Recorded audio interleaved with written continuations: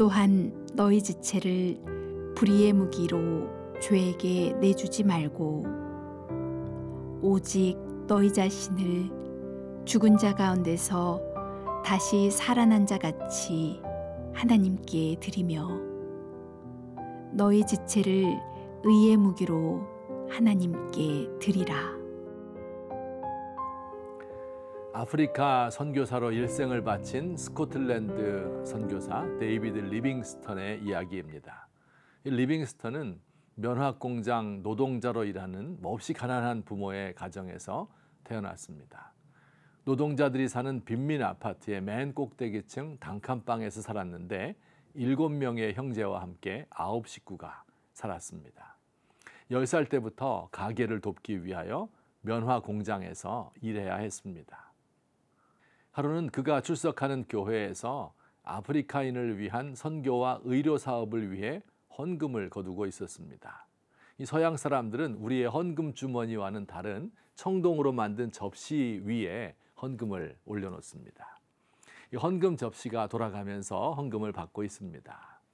헌금 접시가 리빙스턴 앞에 이르자 그는 대뜸 그 그릇 위에 올라앉았습니다.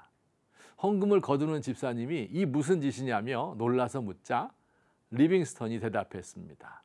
저는 가난하여 돈이 없으니 제 몸을 바치겠습니다.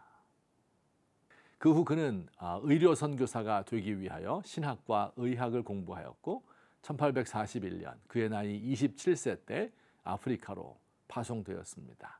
60세 죽을 때까지 그는 아프리카를 위하여 복음을 전하였습니다. 당시는 노예 무역이 성행하던 때였는데 리빙스턴은 아프리카인도 영혼을 가진 사람이라고 호소하며 노예 무역 중지를 위하여 노력하였습니다. 그는 복음 전하는 과정에서 사자에게 물려 왼팔을 쓰지 못하게 되었고 노예 무역을 하는 백인들이 그의 집을 파괴하기도 하는 등 시련을 많이 겪었습니다. 사랑하는 아내도 아프리카에 묻어야 했습니다. 오랜 동안 치질 때문에 고생을 했는데 수술을 받을 시간도 없었습니다. 몸이 너무 약해져서 결국 병들어 죽었는데 아무도 없는 가운데 홀로 죽음을 맞이했습니다. 사람들이 그를 발견했을 때 그는 침대 곁에서 기도하는 것처럼 무릎을 꿇은 채 죽어 있었다고 합니다. 오늘 말씀에 따르면 하나님에 대하여 살아있는 사람은 자신의 몸을 의를 위한 무기로 바친다고 합니다. 우리가 사는 세상은 의와 불의가 싸우는 전쟁터인데 하나님의 정의를 이 땅에 드러내기 위한 도구로 나의 몸을 드리라는 것입니다.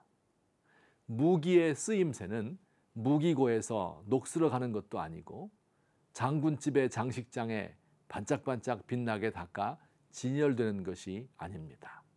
더러워지면 닦고 무뎌지면 나를 벼리고 이 빠지면 땜질해서 닳아 없어질 때까지 사용되는 것이 무기의 쓰임새입니다. 그러다가 들판에 버려지는 것, 이것이 무기의 영광입니다. 어촌 출신으로서 도시에 진출하여 성공한 한 사람이 있었습니다. 고향 친구가 죽었다고 해서 고향 장례식에 참석했습니다. 배 타고 나가서 고기 잡다가 풍랑을 만나서 시체도 찾지 못하고 죽었다고 합니다. 장례식 후에 친구의 젊은 아들에게 물었습니다. 자네 이제 뭐 할 건가? 예, 배 타려고요. 아니 자네 부친이 바다에서 죽었는데 무섭지 않은가? 자네 할아버지도 바다에서 돌아가시지 않았나? 젊은 아들이 되묻습니다. 아저씨 아버지는 어떻게 죽으셨어요? 우리 아버지는 뜨뜻한 아랫목에 누워 많은 사람들이 애도하는 가운데 편안히 돌아가셨다. 그럼 할아버지는요? 우리 할아버지도 뜨뜻한 아랫목에 누워 돌아가셨지. 이 젊은 아들이 말합니다. 그러면 아저씨는 뜨뜻한 아랫목에 누울 때마다 무섭지 않으세요? 오늘날 대한민국 교회에는 없는 것이 없습니다. 큰 예배당도 많고 교인도 많고 돈도 많고 학자들도 많습니다. 하지만 한 가지 없는 것이 있습니다. 바로 과거에 가졌던 헌신을 잃어버렸습니다.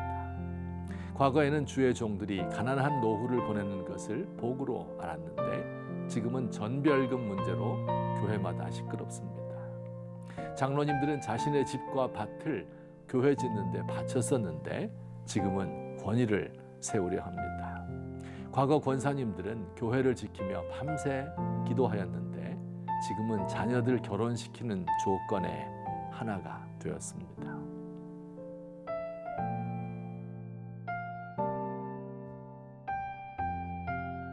주님, 제가 너무 영악하고 너무 꾀가 많아졌습니다. 이리저리 따지고 계산하느라 바쁩니다. 구원의 은혜에 감사하고 감격하는 마음으로 제게 있는 것을 아낌없이 드리기 원합니다. 제 천한 육신을 주님의 발 앞에 겸손히 내려놓습니다.